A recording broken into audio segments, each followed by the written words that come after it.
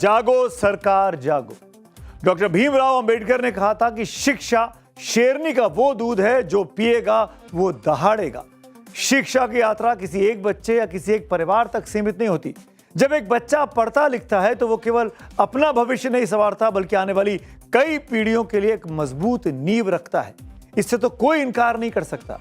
इतिहास गवाह है कि वही देश सदियों तक महान और शक्तिशाली रहे हैं जिन्होंने अपनी पीढ़ियों की शिक्षा पर निवेश किया है। इसी शिक्षा की मशाल जलाने के लिए आज देश का हर बच्चा सिटीजन जर्नलिस्ट बना हुआ है। वो सरकार को जगा रहा है, स्कूलों की बदहाल तस्वीरें दिखा रहा है, टीचर्स की कमी को लेकर आवाज उठा रहा है और वीडियो वायरल कर रहा है। आज जेन जी और जेन अल्फा सिर्फ पढ़ नहीं रहे बल्कि सवाल पूछ रहे हैं। इसी क्रम में बच्चों की आवाज बनकर प्रेशर ग्रुप के तौर पर काम कर रही कॉकरोच जनता पार्टी इन दिनों स्कूल ठीक करो अभियान देश भर में चला रही है। आज सुबह सुबह सीजेपी के कार्यकर्ता एक ऐसे ही सरकारी स्कूल की जर्जर बिल्डिंग को देखने और जमाने भर को कैमरों के जरिए दिखाने के लिए जयपुर जिले के रामपुरा कवरपुरा के लिए निकले। लेकिन यहाँ के राजकीय प्राथमिक स्कूल पहुँचने से पहले ही कुछ ऐसे लोगों ने इनको घेर लिया जिन लोगों को उसी गांव का निवासी बताया जाता है।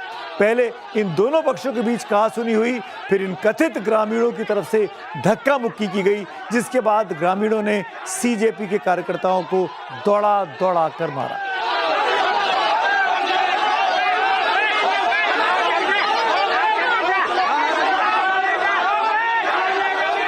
करने के मकसद से आए थे। यहाँ बीजेपी के गुंडों ने जो लाठियाँ चलाई है, पत्थरों से मारा है।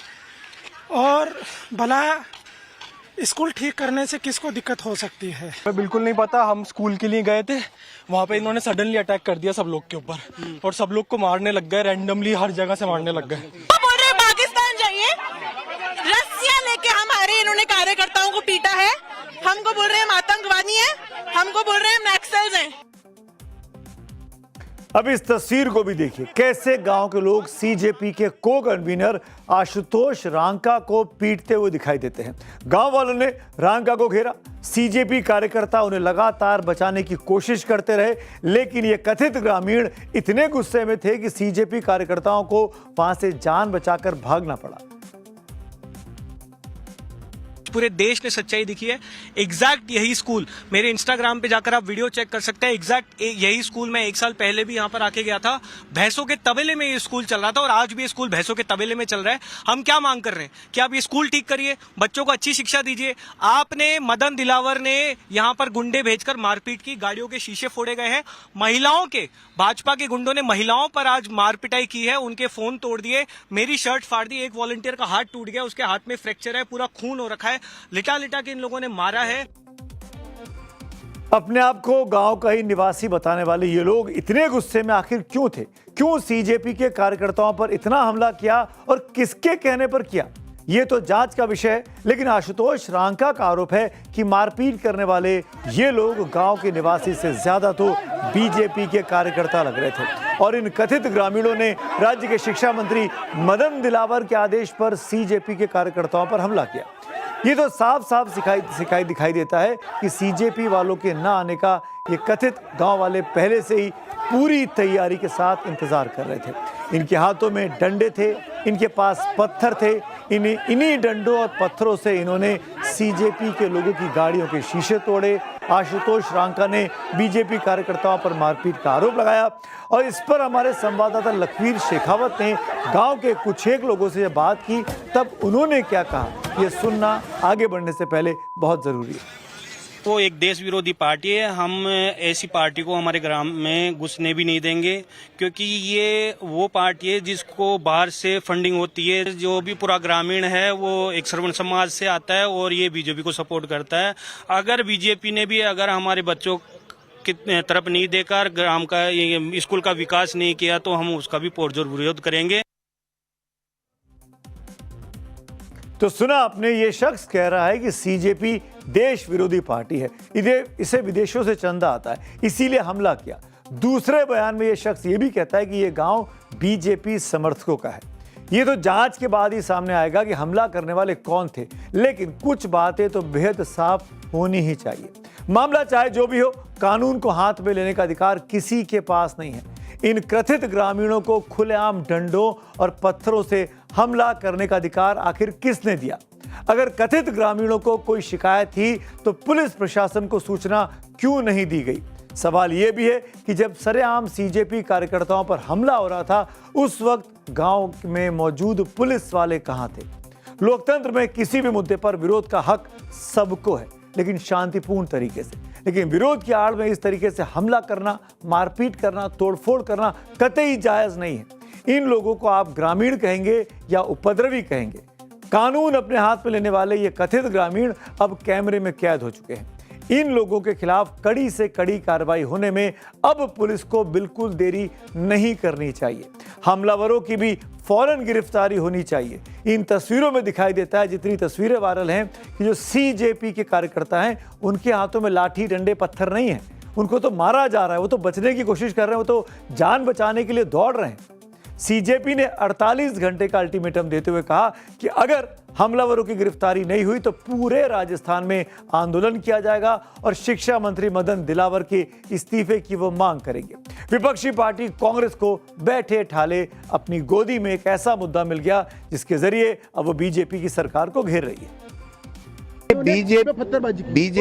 बीजेपी के कार्यकर्ता थे, ग्रामीण नहीं थे। वो बीजेपी के कार्यकर्ता हर उस बात का विरोध करेंगे जो जनहित का हो। कांग्रेस और कॉकरोच पार्टी को ये रास नहीं आ रहा है कि आखिर में माननीय भजनलाल जी शर्मा के नेतृत्व में ये शिक्षा विभाग निरंतर प्रगति क्यों कर रहा है, पूरा राजस्थान प्रगति क्यों कर रहा है।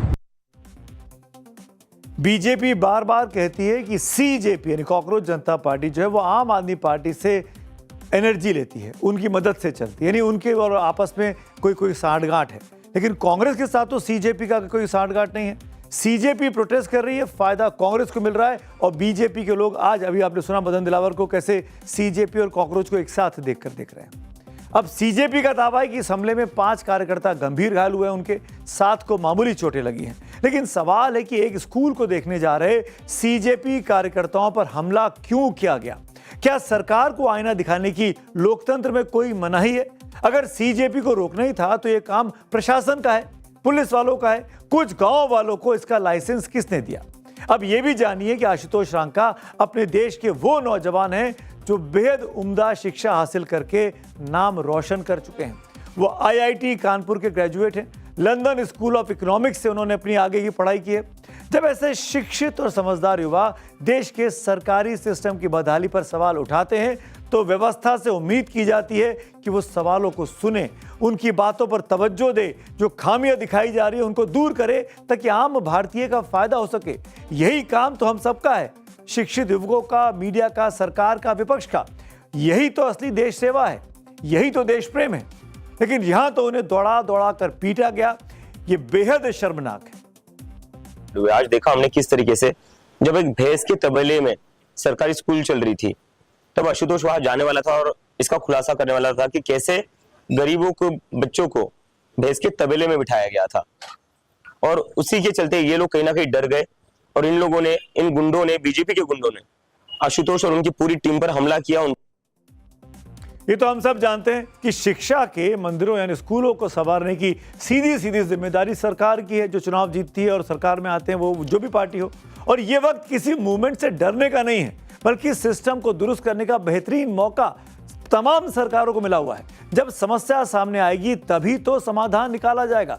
जिस स्कूल को, अब मैं पर्टिकुलरली इस राजस्थान के केस की बात कर रहा हूं, जिस स्कूल को देखने के लिए सीजेपी कार्यकर्ता जा रहे थे उस स्कूल में वाकई दिक्कत है। इस सच्चाई को कोई झुठला नहीं सकता।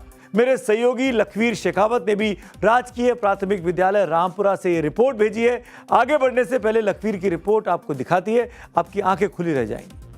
प्राथमिक विद्यालय है रामपुरा कमरपुरा गांव में, इस वक्त मैं यहाँ पहुंचा हूँ।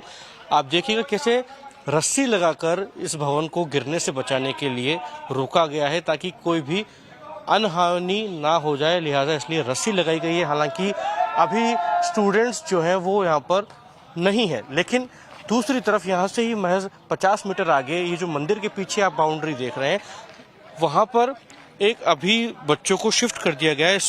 पूरा जो भवन कच्चा है, किसी भी प्रकार का पूरा बना हुआ नहीं है और कोई बहुत सुदृढ़ व्यवस्था हो ऐसा नहीं है। हाथ कंगन को आरसी का, पढ़े लिखे को फारसी का, तस्वीरें बहुत साफ कह रही थी। आपने देखा स्कूल की बिल्डिंग जर्जर हो चुकी है। जहां स्कूल शिफ्ट किया गया है वहां बच्चे कैसे पढ़ाई कर रहे हैं। अब अगर ऐसे सरकारी स्कूलों का सच कैमरा नहीं दिखाएगा तो बच्चे वाकई में कैसे सुरक्षित होकर पढ़ाई कर सकेंगे।